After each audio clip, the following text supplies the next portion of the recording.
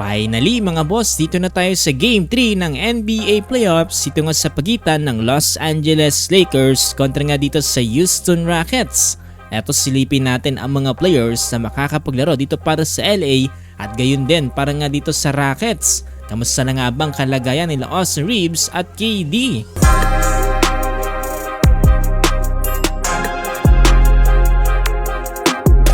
Ito mga boss, Game 3 at dito naman tayo sa bahay ng Houston Rockets at ito kaninang umaga nga lang bumiyahe na etong Lakers papunta nga dito sa Houston. Ngayon ay abanti na sa serye etong Lakers with 2-0 standing. At sa ngayon ay susubukan nga makabounce back dito nga ng Rockets dito nga sa kanilang home court. Ito ayon sa update kanina lamang mga boss, etong si Austin Reeves at Kevin Durant have been officially listed as questionable. Meaning nito mga boss, pwede na silang maglaro anytime dito nga during the Game 3. Itong si Austin Reeves ay naka-sideline dito nga para sa Lakers since early April.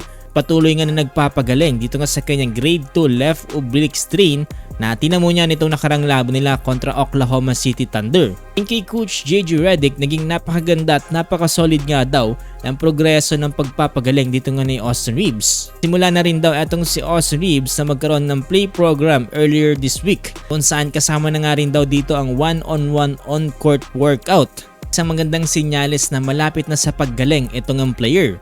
Pero bago yan mga boss, eto sinabayan ng Molten Basketball etong init ng NBA Finals ngayon. Bagsak presyo sila, 66% off. Ating tig 1,600 ngayon, mabibili mo na lamang ng 539 pesos sa Shopee. Ano pang hinihintay nyo, i-click nyo na yung link sa comment section. Itong sa Austin Reeves ay nag-average dito nga para sa Los Angeles Lakers ng 23 points per game while shooting 49% from the field and 36% from the 3-point range, alongside with his 5.5 assists and 4.7 rebounds and 1.1 steals. Yan naman magiging malaking bonus para sa Los Angeles Lakers kung sakali man na makapag-start na etong si Austin Reeves. Pero for sure ay hindi pa naman talaga nila ito todo etong si Austin Reeves at magkakaroon pa to ng minutes restriction kung sakali man na maglalaro na siya for Game 3.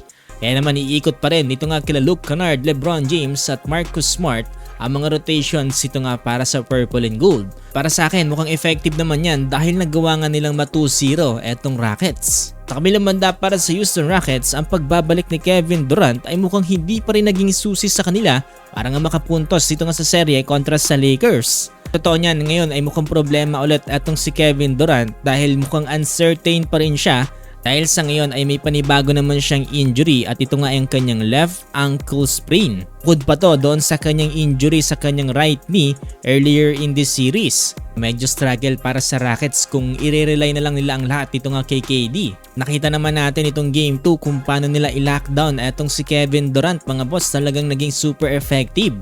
Akala ko nga talaga makakapuntos na etong Rockets ito nga sa Game 2. Ay pinakita ng Lakers mga boss na kahit wala itong si Luka at itong si Austin Reeves ay kaya nilang paikutin etong laban. Dito nga sa potential na pagbabalik ni Austin Reeves, let's see mga boss kung may pagpapatuloy ng purple and gold ang kanilang momentum. Mga boss, makikisuya lang sana ako na paki-like itong ating video at paki-follow na rin mga boss itong ating page dahil magiging malaking bagay na yan para sa ating channel. Maraming salamat mga boss!